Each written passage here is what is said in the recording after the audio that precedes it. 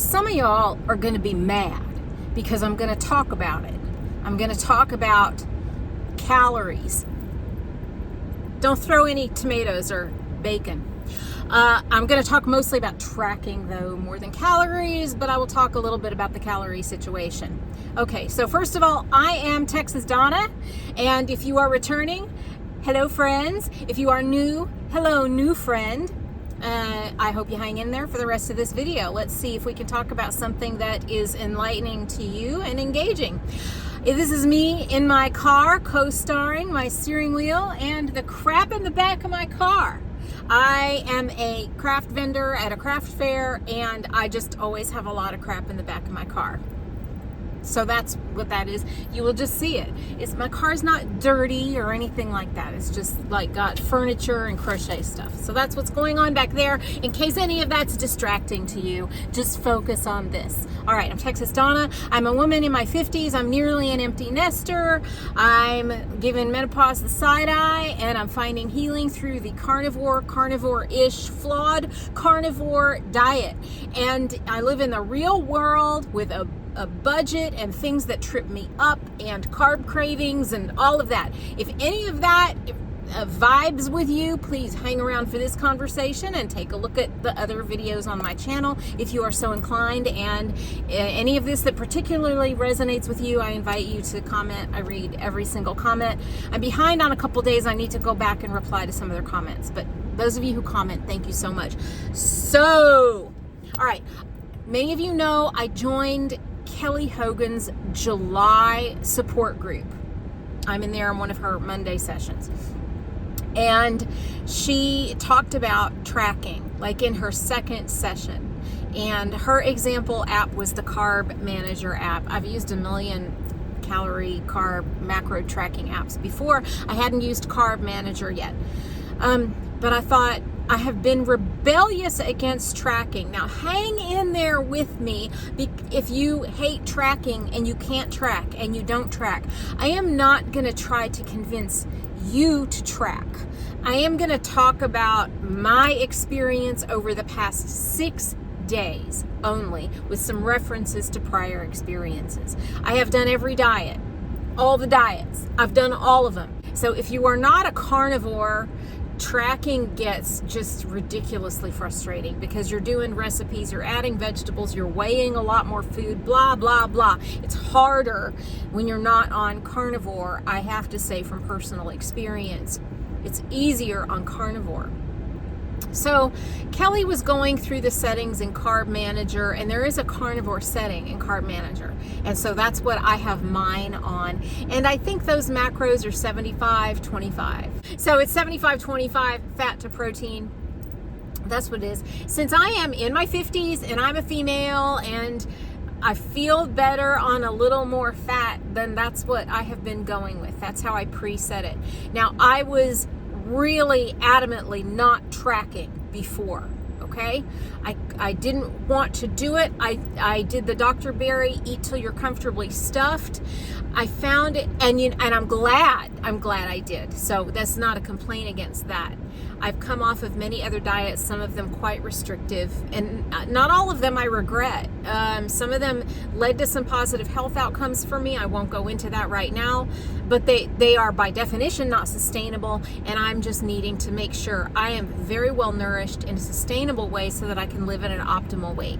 And right now that means I've got to drop a little weight. So in any case, so Kelly convinced me in her session from last week that, you know what, it's time to start tracking again, and it's time to start logging food, because I was not getting results. I was not getting, I was having still bathroom issues. I was not dropping weight. I was feeling okay.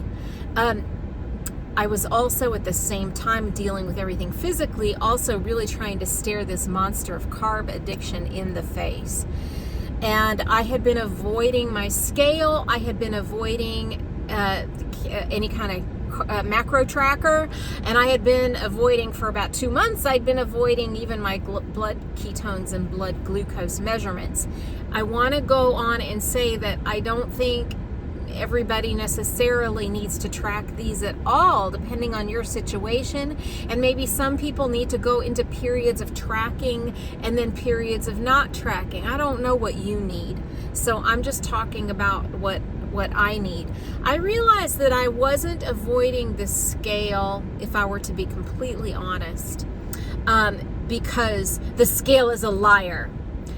I have a scale that measures body composition, and that scale's not really lying because I mean, I can look at the weight, but I can also look at my body fat and body water and protein and muscle and bones and all that stuff. I have the Renfo scale and the Renfo app, and it's phenomenal, and I will post a link to it in the description of this video, so please check that out.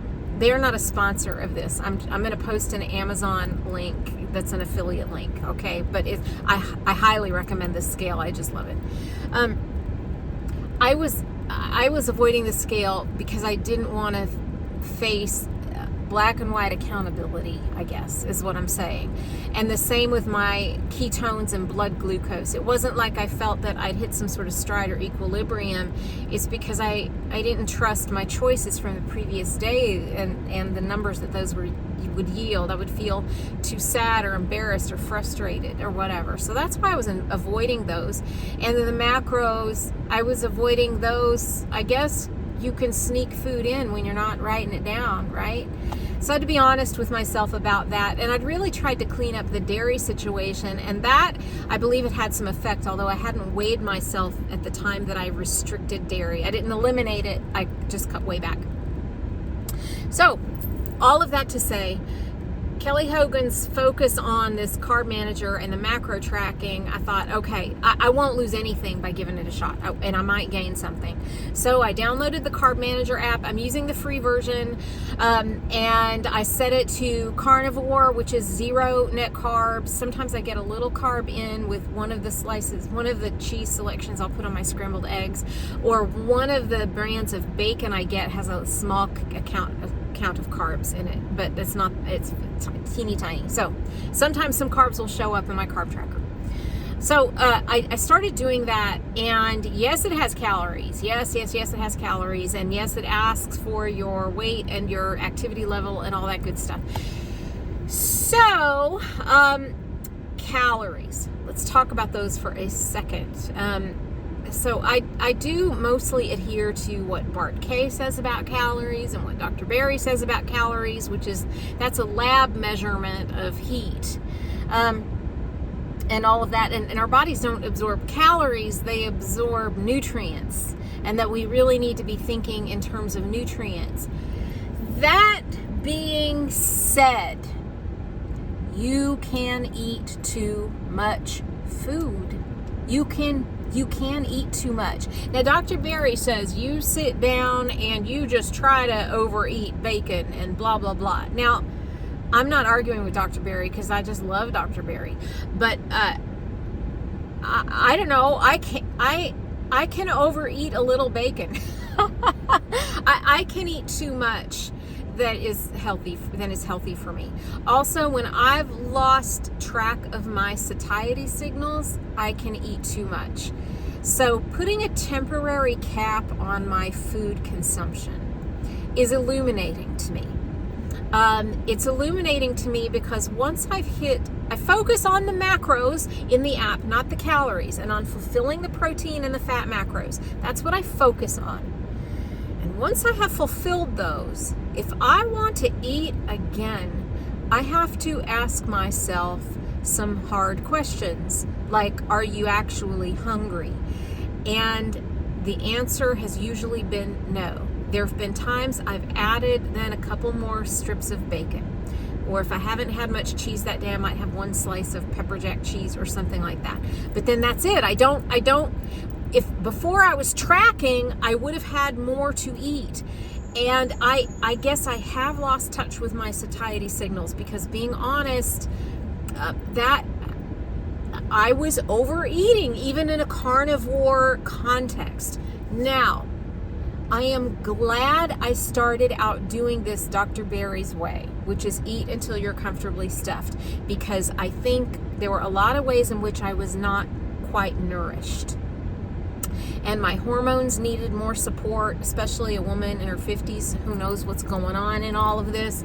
I did put on some weight, but I was getting re-nourished, and so I do not regret that. Kelly Hogan put on weight also when she first started carnivore, but there came a point where, okay, this isn't a healthy weight for me. I got to get it back off. And I got to get it back off the right way. So let's re-examine how much food I'm eating and what my actual macros are. Was I being honest with my macros? I have no idea. I wasn't measuring anything. I was just putting carnivore food on my plate and eating it, okay? And being a little fast and loose with the dairy. So it's coming. All right, so I started 6 days ago. The first day, okay, I measured my blood ketones, not really in ketosis, or very, very low ketosis. One of those two, real like disappointing ketone level. I wasn't eating sugar or anything, so I don't know, but it might have still been too much dairy. I don't know what the deal was. Not really in ketosis or in light ketosis. One day, I dropped 3 pounds one day, and I went up to moderately light ketosis. I'm not looking at the numbers right now. Anyway, a significant enough bump in my blood ketones to be happy about that. Okay. Wow, great. All right, then over the next, say, 4 days, I was kind of inching down on my weight, but it was kind of like this a little bit. That's okay. I was not bugged by it because I was still within a 1 or 2 pound thing. And then this morning, so as of this morning, 6 days into measuring everything, macros and body weight and body composition, blood ketones, blood glucose, I've lost almost 6 pounds in 6 days. I don't expect that level of a trend of like a pound a day to continue, and I want to drop about 20 more. But I do expect maybe a little more of that before I stabilize and maybe slow down. So I feel better. Like my stomach is smaller. Like I'm already fitting better into clothes. I'm smaller. I can feel it. I have not measured my waist yet. I guess I will. But in any case, the clothes, I'm noticing a difference in the clothes. So I guess I'm saying, if any of this describes you, where you're carnivore, you're carnivore, but I'm not going to weigh myself. I'm not going to measure my food. I'm not going to, okay, just ask yourself, are you getting the results that you want? And if there has been a pause in your progress, sometimes that pause is internal healing. We all know it. We've seen people talk about it. That's what a lot of the experts say. There's internal healing. There's remediation of autoimmune disorders. There's other good things going on. But if you feel like, I'm stuck for a while, this shouldn't be going on. I'm going to say it doesn't hurt you to measure what's going on. And maybe you don't go into Carb Manager and let Carb Manager tell you what to eat. Maybe you go into, or just keep a pad of paper, something. I don't care.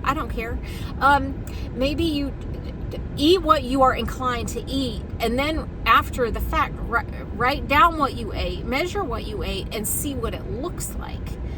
Are you getting, do you need to play around with your fat to protein ratios a little bit?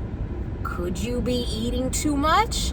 Are you sneaking in too many nibbles of other things that you weren't really counting because you just grabbed cheese for a snack, 5 times that day?